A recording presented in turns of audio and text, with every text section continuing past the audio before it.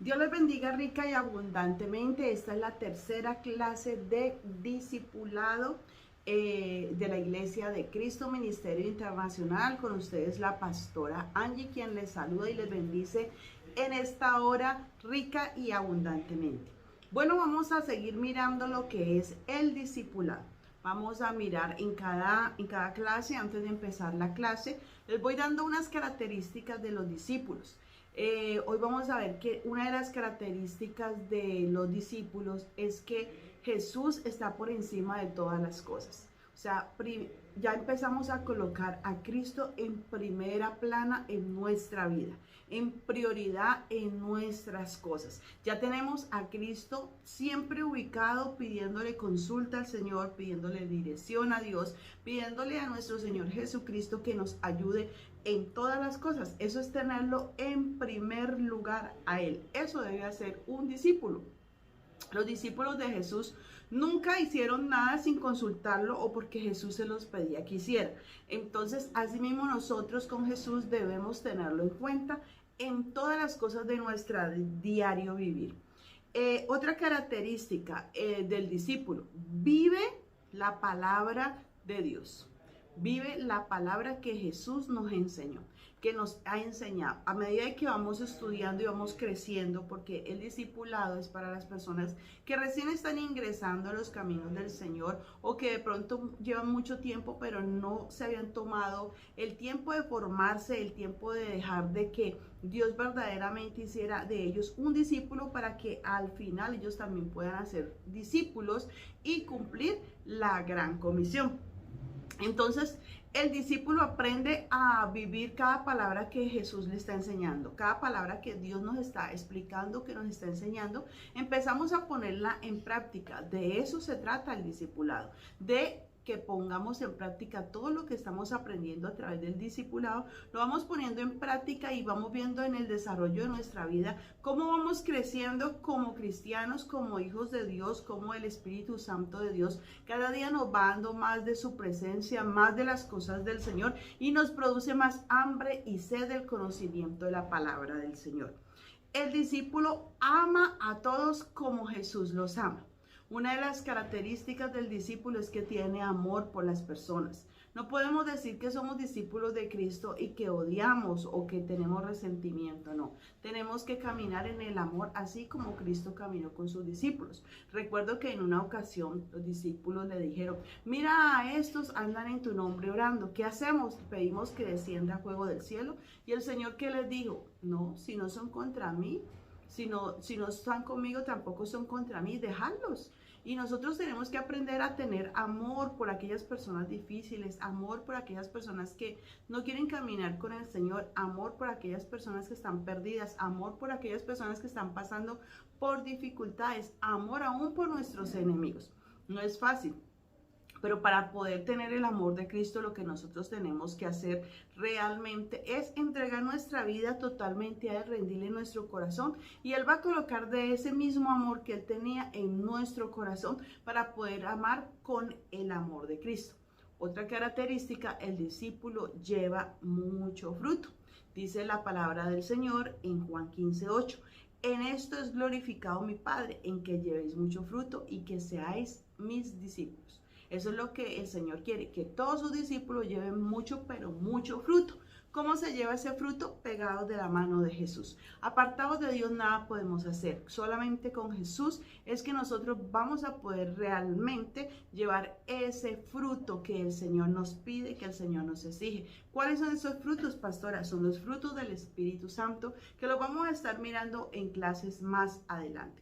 Por ahora, como discípulo, tú encárgate de empezar a decirle al Señor: Señor, limpia mi corazón, sana mi corazón, examina mi corazón, muéstrame qué hay en mi corazón, si hay camino de perversidad, si hay maldad, qué cosas debo cambiar, qué cosas te debo entregar. Y el Espíritu Santo, que ha empezado a hacer una obra perfecta y maravillosa contigo, te ayudará a crecer, te ayudará a madurar, te ayudará a que alcances una vida de propósito en el Señor. Para eso es el discipulado, para que tú puedas crecer firme en la roca, firme para que después nada te mueva, sino que siempre estés allí firme en la roca, sabiendo que aunque vengan las tempestades, aunque vengan problemas, tú vas a permanecer firme en el Señor porque tienes unas bases sólidas. La lección de hoy quedamos en estudiar diferentes clases de oración y vamos a estar mirando la oración que es adoración.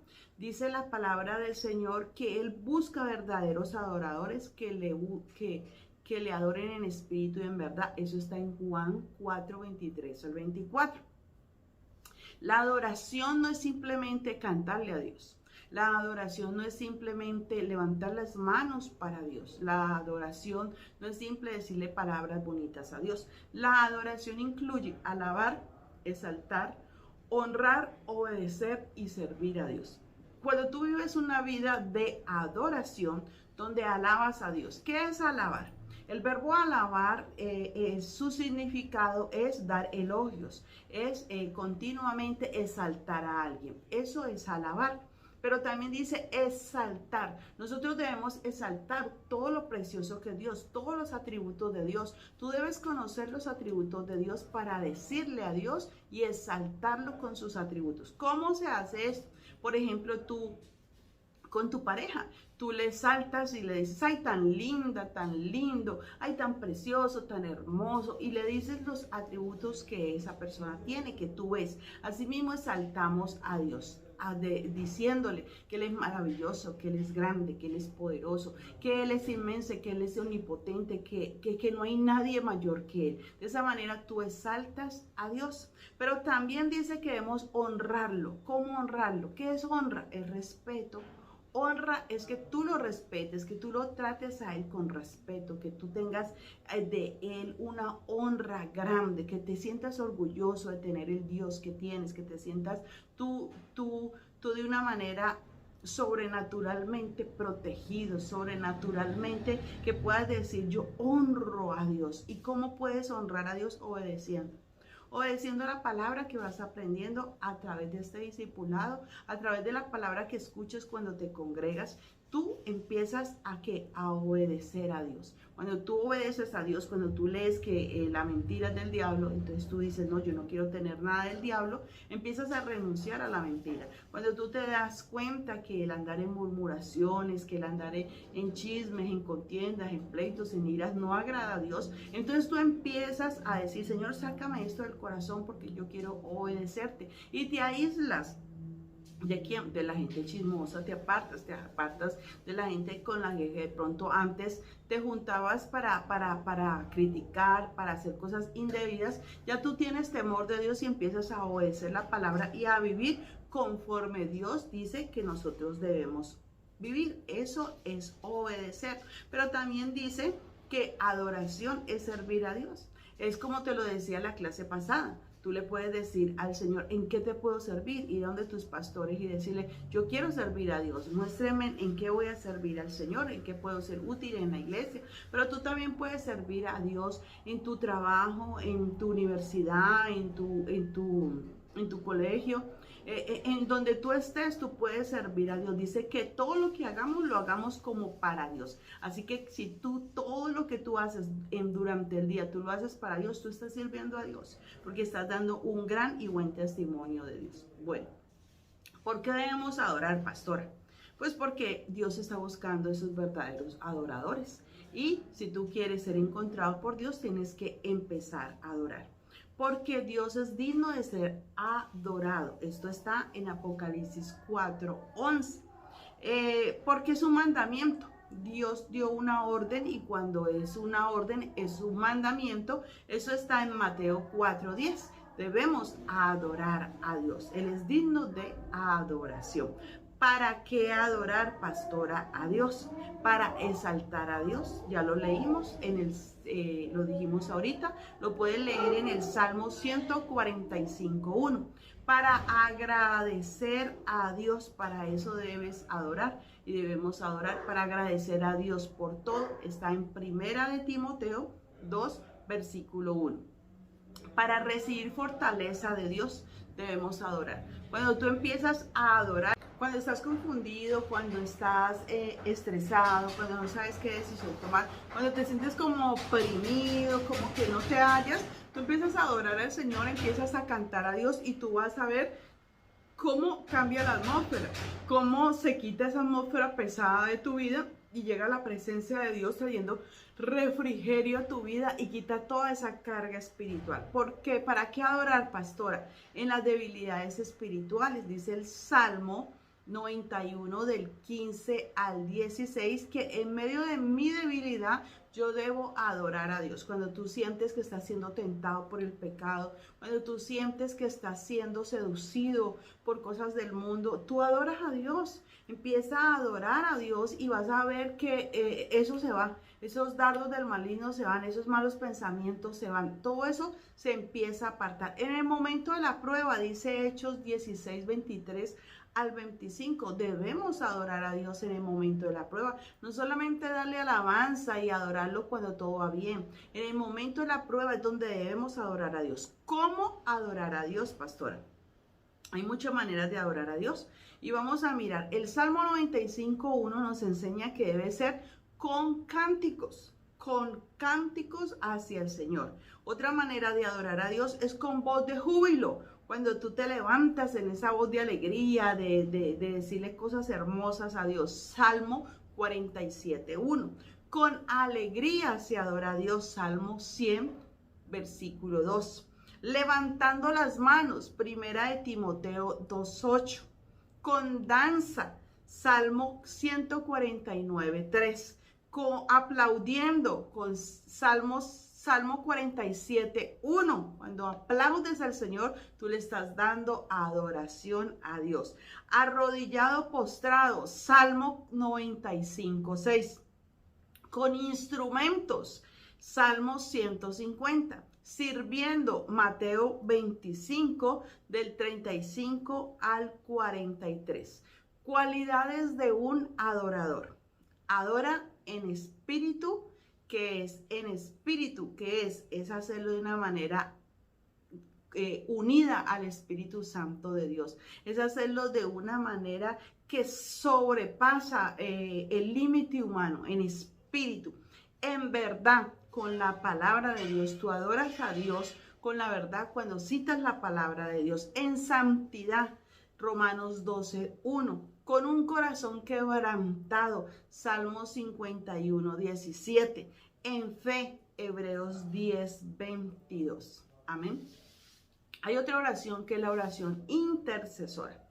La oración intercesora es una súplica, es rendirnos delante de Dios por pedir por otras personas o a favor de otros o también de nosotros mismos. ¿Por qué debemos interceder? Porque es un mandamiento. Primera de Timoteo 2, del 1 al 2.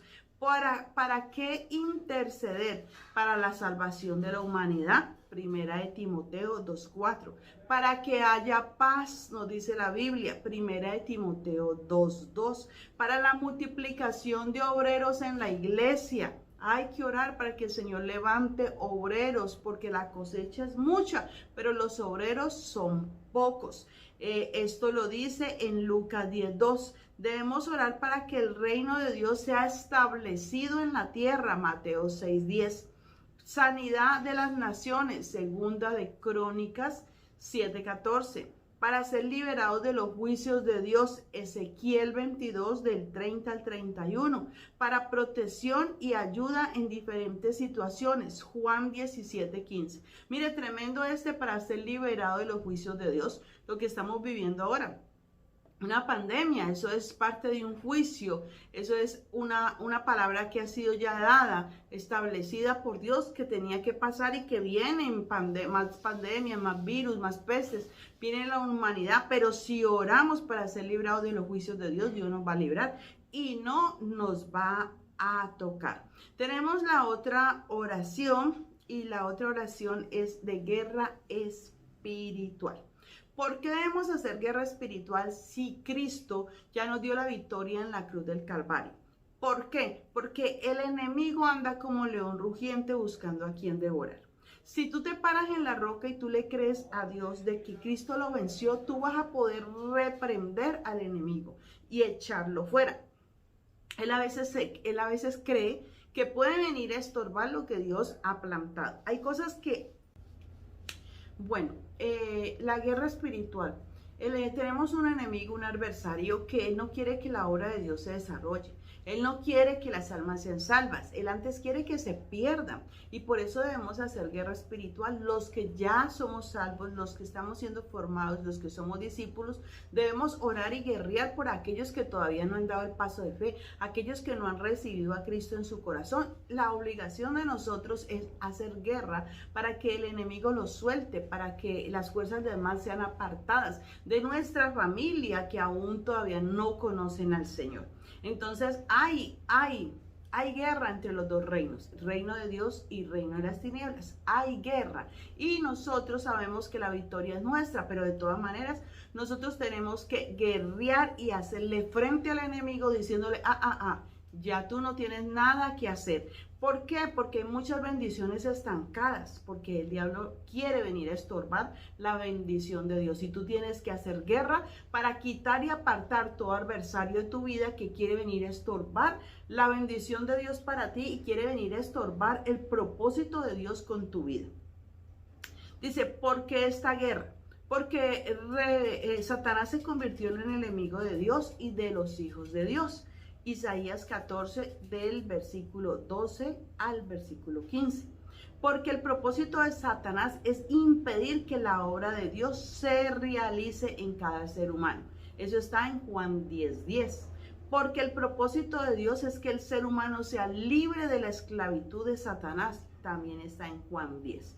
¿Para qué guerrear, pastora? Yo debo guerrear para que el reino de Dios sea establecido en medio de los hombres. Apocalipsis 12 del 10 al 11. Para vencer al enemigo y mantenerme en victoria. Primera de Pedro 5 del 8 al 9. ¿Cómo guerrear, pastora? Manteniendo una vida de santidad. Esa vida de santidad viene y me da autoridad para cuando yo reprenda al diablo, él simplemente va a decir, no, esta persona se sujeta a Dios, obedece a Dios, yo también me debo obedecer e irme. Manteniendo una vida de oración. La oración trae unción, trae presencia de Dios. Cada vez que tú te sacas tiempo para hablar con Dios, la presencia de Dios cae sobre tu vida y hay una cobertura especial sobre ti que es la presencia de Dios. Tú ya no estás solo. La presencia de Dios está contigo y eres dirigido por el Espíritu Santo de Dios. Dice, manteniendo una vida de sujeción a Dios y a las autoridades. Dejando la rebeldía, dejando de ser insujetos, empezar a sujetarnos a Dios y a las autoridades, porque son establecidas por Dios. Santiago 4, del 4 al 7. Reconociendo nuestra autoridad en Cristo. Tú vas a guerrear, ¿cómo vas a guerrear? No puedes guerrear con miedo. Tú no puedes guerrear con susto. Ay, no, es que me da miedo del diablo para hacerle guerra. Yo le hago guerra, pero yo le tengo susto. No, tú tienes que guerrear sabiendo que Dios te dio la victoria, sabiendo de que poderoso y mayor es el que está en ti, que el que habita en el mundo. Que tú cuando guerrees al diablo, el diablo va a tener que huir porque tú oras al Padre y eres revestido del poder del Espíritu Santo. Y ese poder es el que sale de ti para que el diablo no te toque y se aparte. Reconociendo, dice, usando las armas espirituales, tales como las que dice en el libro de Efesios 6, del 11 al 17. ¿Cuáles son esas armas espirituales? Pues debes vestir con la armadura de Dios, lo vas a encontrar allí cuando leas Efesios 6, del 11 al 17, te vas a dar cuenta cuáles son esa armadura espiritual que Dios nos ha entregado. Usando esas armas espirituales vas a poder vencer al enemigo y resistir al diablo aún en el día malo. Todos los días no son buenos. Hay días que se levantan que son pesados y hay días que son difíciles. Ese día es el que tienes que usar ese armamento que Dios te ha entregado. Debes guerrear en el nombre de Jesús. Marcos 16 del 17 al 18. Con la sangre de Cristo. Apocalipsis 12, 11 dice que cómo vencieron con la sangre del Cordero, la sangre de Cristo, con armas de justicia, 2 Corintios 6, versículo 7. La palabra que es la espada del Espíritu, Hebreos 4:12. Con la fe, que la fe mueve montañas, 1 Juan 5:4. Vamos a dejarlo hasta allí, la clase de hoy. Hoy tenemos 3 clases, tuvimos 3 clases de oración que debes empezar a practicarlas. La oración de adoración, exaltación a Dios, la oración de intercesión y la oración de guerra espiritual. Esos son principios muy básicos. Hay mucha más profundidad que a medida de que tú sigas estudiando en el nivel de la escuela de liderazgo y de teología, tú vas a profundizar mucho más cada detalle, cada cosa con mucha más. Pero por ahora te tengo que dar leche espiritual porque esto es un discipulado para personas nuevas y tienes que empezar a digerir poco a poco esta leche espiritual, ir creciendo nuevamente en el Señor para seguir avanzando en aquello que Dios tiene para tu vida, y vas a ir descubriendo y profundizando mucho más en los misterios y los secretos guardados que Dios te va a entregar a medida de que tú digas: yo quiero crecer, yo quiero seguir conociendo del Señor, de su palabra. Dios te va a ir entregando más, así que no te desesperes, todo tiene su tiempo. Tú ves que un niño pequeño va creciendo y el de una nació, no caminó, sino que esperó el año para caminar. Unos hablan al año y medio, otros a los 2 años.